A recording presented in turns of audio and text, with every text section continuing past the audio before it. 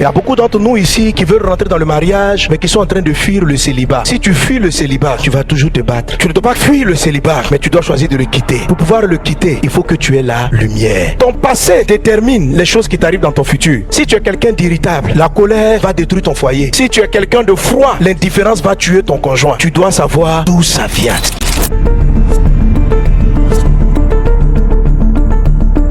J'étais content lorsque Amien et Frédérica vinrent m'annoncer leur intention de se marier. Les deux avaient tellement le zèle dans la maison du Seigneur. Frédérica était une belle jeune dame, aimant le Seigneur, servant Dieu. Et le frère aussi qu'elle a voulu, il était actif à l'église. Il avait un grand zèle pour l'évangélisation. Quand ils sont venus m'annoncer leur fiançailles, j'ai été content, on a béni. Mais dans le cheminement, malheureusement, ils sont tombés dans le péché. On a dû suspendre leur projet de mariage, le temps de les mettre sous un programme de suivi. Le pasteur qui les suivait n'avait pas la paix concernant le mariage. Mais tellement les deux paraissaient zélés, leur attitude humble d'apparence fait que on a autorisé le mariage après que leur discipline a été levée. Moins d'un an après le mariage, ils commencèrent à dire qu'ils vont divorcer. Le bon frère a trompé sa femme. Et quand on essaie de concilier, on a vu que la femme était en fait très coléreuse. Après même tentative de conciliation, il finit par se séparer, chacun a pris sa maison. Alors, j'ai pris un peu les deux de part et d'autre et puis j'essaie de comprendre. Le frère était de condition modeste avant de rencontrer la sœur. Et inconsciemment, il a été séduit par le level financier de la sœur. Bon, il n'était pas trop galère, il avait un peu, mais la sœur avait plus. Malheureusement, malgré qu'elle était très libérale, elle était trop colérique. Et ses colères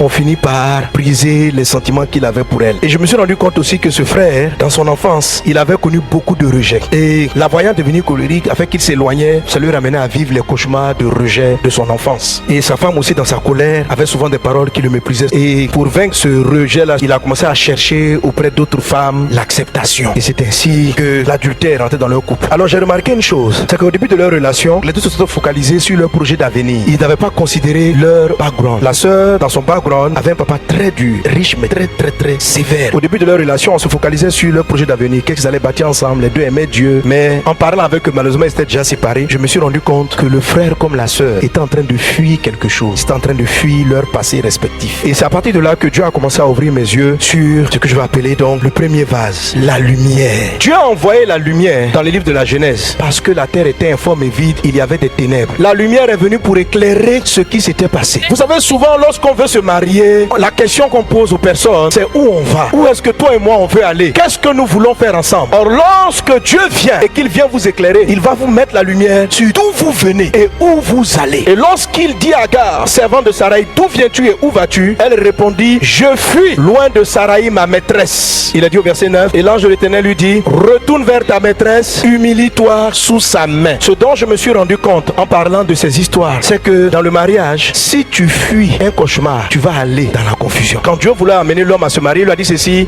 l'homme quittera son père et sa mère et s'attachera à sa femme. Il n'a pas dit l'homme fuira. Agar était en train de fuir. Il y a beaucoup d'entre nous ici qui veulent rentrer dans le mariage, mais qui sont en train de fuir le célibat. Si tu fuis le célibat, tu vas toujours te battre. Tu ne dois pas fuir le célibat, mais tu dois choisir de le quitter. Pour pouvoir le quitter, il faut que tu aies la lumière. Quel est ton passé avec tes parents? As-tu connu ta maman? Dans quel genre de foyer as-tu grandi? Comment tu t'es senti dans ta maison? Quelle a été ta vie dans ton foyer? Tu dois le savoir avec toi et tu dois le savoir pour la personne avec laquelle tu veux cheminer. Ton passé détermine les choses qui t'arrivent dans ton futur. Jésus pouvait dire dans le livre de Jean chapitre 8, il dit, je suis dans le vrai parce que je sais d'où je viens et je sais où je vais. Autrement dit, celui qui ne sait pas d'où il vient ne peut pas être dans le vrai. Tu dois savoir d'où tu viens. Alors, c'est quoi la première prière à faire? C'est ce que Dieu a fait au départ. Il y avait de la confusion. La première chose que Dieu a faite, c'est de dire que la lumière soit. Alors, pour nous, ça consiste à quoi? Demande la lumière de Dieu. Que Dieu t'éclaire. Que Dieu éclaire ton passé. Que Dieu éclaire le passé des personnes avec lesquelles tu veux marcher.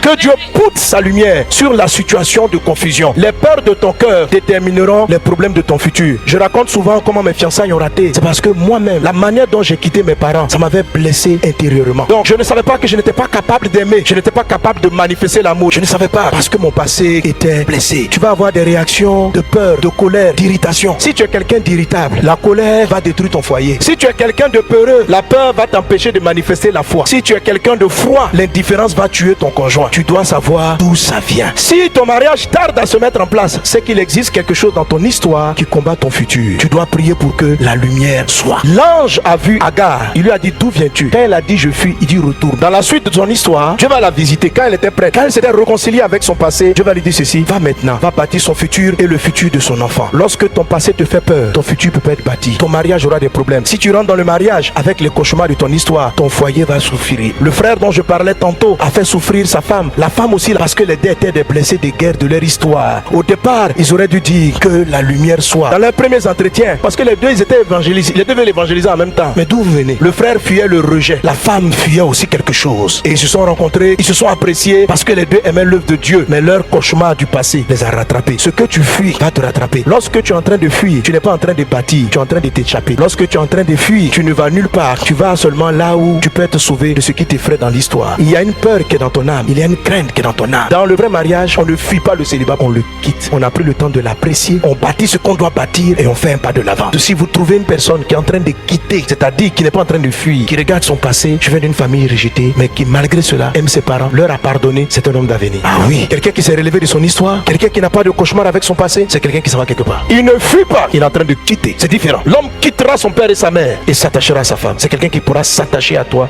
pour le futur. C'est quelqu'un qui pourra bâtir. Une personne qui a un cœur blessé dans l'enfance, meurtri dans l'enfance, ne pourra pas bâtir. La première sagesse qu'une femme doit avoir pour bâtir, un homme doit avoir, c'est de voir la lumière de Dieu, éclairer le d'où il vient, comprendre le qu'est-ce qui explique la manière dont tu aimes maintenant. Est-ce que ton caractère d'aujourd'hui n'est pas une fuite, une réaction à ton passé? Est-ce que ta timidité d'aujourd'hui n'est pas une conséquence de ton histoire? Peut-être que la manière dont tu parles beaucoup, ça t'a dénaturé, tu ne parles pas comme Dieu veut que tu parles. Mais pourquoi tu es ainsi? Pourquoi tu es devenu comme ça?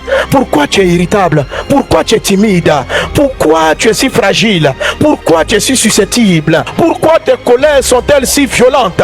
D'où viens-tu? Jean chapitre 16 verset 13. Jésus dit ceci: lorsque le consolateur sera venu, il vous enseignera toutes choses, il vous conduira dans la vérité. Mais pour qu'il te conduise, il faut qu'il t'ait consolé au préalable. C'est-à-dire qu'il ait retrouvé les zones dans ton âme qui te font pleurer, qui te mettent en colère, que l'Esprit du Seigneur les ait localisées et qu'il vienne te consoler. Là, je m'en prends dans le nom de Jésus à tout démon de ton histoire, à tout démon de ton passé, à tout cauchemar de ton histoire. Et le feu de l'Esprit maintenant vient détruire les semences de l'ennemi, les blessures de ton passé creusées par les démons. Ces esprits impurs sont chassés et le consolateur, l'Esprit Saint, vient rétablir toutes choses en toi, toutes choses en toi.